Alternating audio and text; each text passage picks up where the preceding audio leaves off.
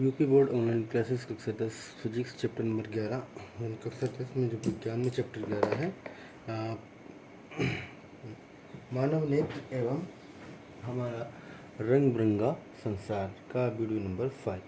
ठीक है, तो इसमें जो है प्रकाश का अपवर्तन वगैरह हो चुका है, प्रिज्म द्वारा प्रकाश का अपवर्तन, और उससे पहले के कुछ पॉइंट्स निकट दृष्टि दोष, दूर दृष्टि दोष एवं जरा दृष्टि दोष एवं मानव नेत्र के बारे में हो चुका है इससे पहले वीडियोस में। वीडियो नंबर 5 में बात करने वाले हैं वायुमंडलीय अपवर्तन। वायुमंडल में अपवर्तन कैसे होता है, वायुमंडलीय अपवर्तन। ठीक है, तो वायुमंडलीय अपवर्तन के अंतर्गत जैसे कि अगर यह आग या भट्टी अथवा किसी ऊष्मीय विकिरण के ऊपर उठती गर्म वायु में विक्षुब्ध प्रवाह से धूल के कणों की आभासी अनियमित अस्थिर गति अथवा झिलमिलाहट देखी गई है। जैसे कि आग चल रही है या भट्टी में, तो उसमें जो ऊष्मीय विकिरण होता है यानी ऊष्मा निकलती है, आग के अलावा ऐसी ऊष्मा सी नज़र आती है। देखने पर पता लगता है कि अगर उसमें हवा या धूल के कण चल रहे हों तो उसकी आभासी या अनियमित स्थिर गति यानी झिलमिलाहट इधर उधर टेढ़ी मेढ़ी चलती हुई नज़र आती है। ठीक है, इस प्रकार जो अपवर्तन होता है, अपवर्तन होता है, इसे वायुमंडलीय अपवर्तन कहते हैं। वायुमंडलीय अपवर्तन भौतिक अवस्था इससे नहीं होती हैं।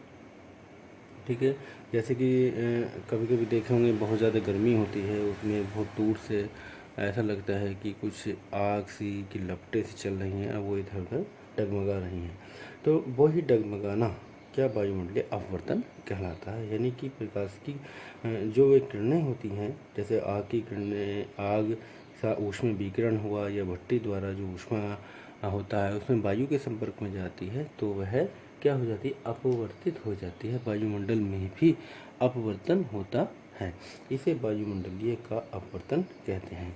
दूसरा पॉइंट आता है तारों का टिमटिमाना, यानी तारे टिमटिमाते हैं, वो नज़र आते हैं, तारों का टिमटिमाना। ठीक है, तारे टिमटिमाते हुए प्रतीत होते हैं। क्यों प्रतीत होते हैं तारे टिमटिमाते हुए प्रतीत? तो वायुमंडलीय अपवर्तन के कारण ही तारे भी टिमटिमाते प्रतीत होते हैं। क्वेश्चन आता है कि तारे क्यों टिमटिमाते हैं, तो आंसर लिखे जाएंगे वायुमंडलीय अपवर्तन के कारण। ठीक है, कुछ लोग लिख देते हैं अपवर्तन के कारण, ये भी सही हो सकता है। बहुत ज़्यादा जो एक्यूरेट आंसर है वो है वायुमंडलीय अपवर्तन के कारण, क्योंकि वायुमंडल में अपवर्तन होता रहता है। ठीक है, जैसे कि प्रकाश टिमटिमाना क्यों उत्पन्न होता है, तारों का टिमटिमाना इसलिए उत्पन्न होता है जब वायुमंडल में नमी होती है, नमी या ओस हो। ठीक है, नमी ओस होती है, या जब बारिश होती है या वर्षा होती है, वर्षा होने के बाद उस वायुमंडल में क्या आ जाती है, नमी आ जाती है। जब उस पर प्रकाश किरण कोई पड़ती है तो जल यानी कि वायु से जल में प्रवेश करेगी, तो वायु से जल में प्रवेश करने के कारण तो प्रकाश का क्या हो जाएगा, अपवर्तन हो जाएगा। जब हमारे आँख द्वारा देखी जाने वाली यानी कि तारे को देख रही है, तो बीच में जो प्रकाश किरण होगी वो क्या होगी, अपवर्तित हो जाएगी, तो मार्ग से थोड़ा सा विचलित हो जाती है। तो तारे की जो पोजीशन थी जहाँ पे तारा था उससे थोड़ा सा इधर उधर प्रतीत होता है, तो वो अपनी सही पोजीशन पे नहीं आता, थोड़ा सा धुंधला या झिलमिलाहट प्रतीत होती है। इसी को तारे का टिमटिमाना कहते हैं। ठीक है, तो तारों का टिमटिमाना जो है एक वायुमंडलीय अपवर्तन के कारण ही उत्पन्न होता है। सूर्योदय एवं विलंबित सूर्यास्त, जब सूर्य उदय होता है और सूर्यास्त होता है तो उसके क्या स्थिति होती है उस समय पर देखेंगे। जब वायुमंडलीय अपवर्तन के कारण सूर्योदय सूर्योदय से लगभग 2 मिनट पूर्व दिखाई देने लगता है, यानी कि जो अग्रिम सूर्योदय यानी कि सूर्य उदय हुआ भी नहीं, उससे 2 मिनट पहले ऐसा लगने लगता है कि सूर्योदय हो गया है, वो किसके कारण होता है, वायुमंडलीय अपवर्तन के कारण। कभी कभी क्वेश्चन ये आ जाता है कि अग्रिम सूर्योदय किस घटना के कारण दिखाई देता है? तो वो है वायुमंडलीय अपवर्तन के कारण। ऐसी विलंबित सूर्यास्त, यानी सूर्यास्त हो चुका है उसके बाद भी सूर्यास्त होता हुआ प्रतीत नहीं होता है, यानी कि सूर्यास्त के लगभग 2 मिनट बाद प्रतीत होता है, तो यह घटना भी वायुमंडलीय अपवर्तन के कारण होती है। यानी कि वास्तविक सूर्यास्त तथा आभासी सूर्यास्त के बीच के समय का अंतर 2 मिनट होता है। वास्तविक सूर्यास्त और आभासी सूर्यास्त के बीच का जो टाइम होता है वो 2 घंटे होता है।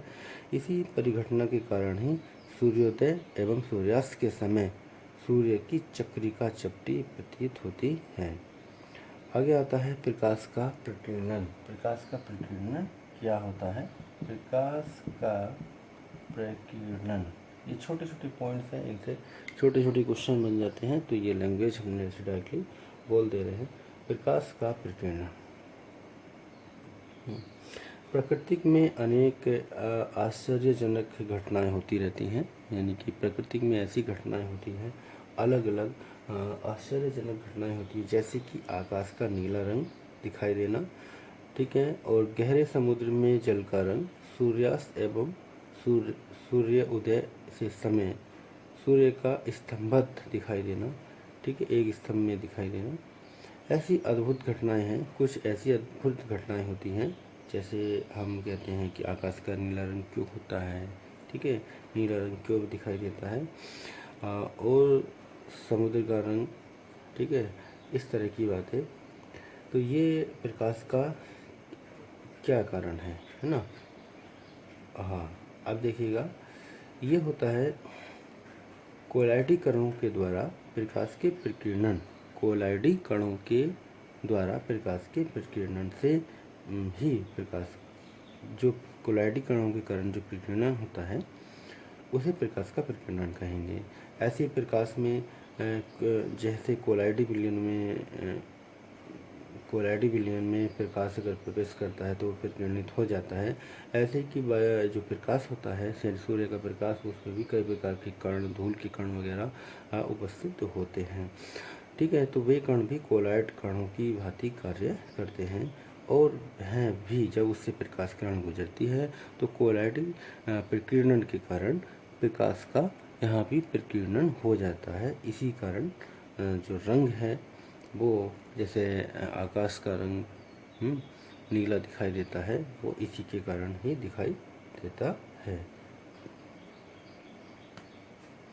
स्वच्छ आकाश का रंग नीला क्यों होता है? इसी में क्वेश्चन बन जाता है एक और, स्वच्छ आकाश का रंग नीला क्यों होता है?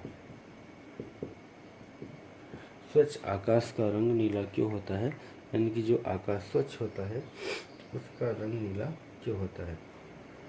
देखिए, वायुमंडल में वायु के अणु तथा अन्य सूक्ष्म कणों का साइज दृश्य प्रकाश की तरंगदैर्ध्य के प्रकाश की अपेक्षा नीले वर्ण की ओर कम तरंगदैर्ध्य की प्रकाश में प्रकीर्णित हो जाती है। देखिएगा, आकाश का रंग नीला क्यों होता है?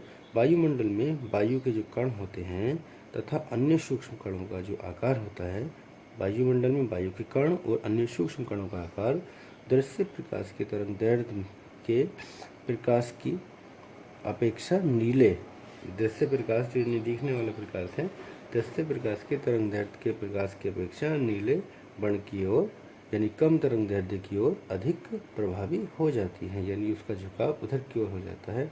यानी कि सूर्य का प्रकाश वायुमंडल में गुजरता है, जब सूर्य का प्रकाश वायुमंडल में गुजरता है तो वायु से सूक्ष्म कण लाल रंग की अपेक्षा नीले रंग की अधिक प्रबलता से प्रकीर्णित होते हैं, जिससे जो प्रकीर्णित नीला प्रकाश हमारे नेत्रों पर प्रवेश करता है, यानी कि नीले रंग की ओर अधिक प्रकीर्णित हो जाते हैं, तो वह प्रकीर्णित होने वाला नीला प्रकाश हमारी आंखों पर प्रवेश करता है।